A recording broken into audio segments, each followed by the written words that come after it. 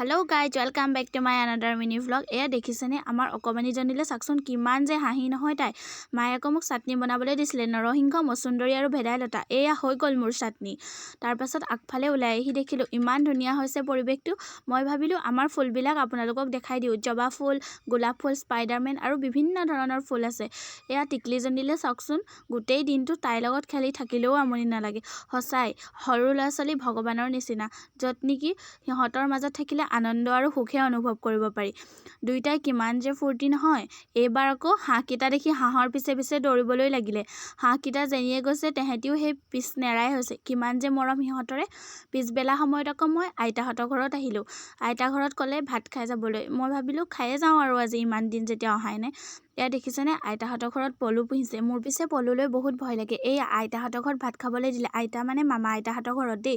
আজিৰ ভিডিঅ'টো ইমানতে সামৰিছোঁ। Bye bye guys.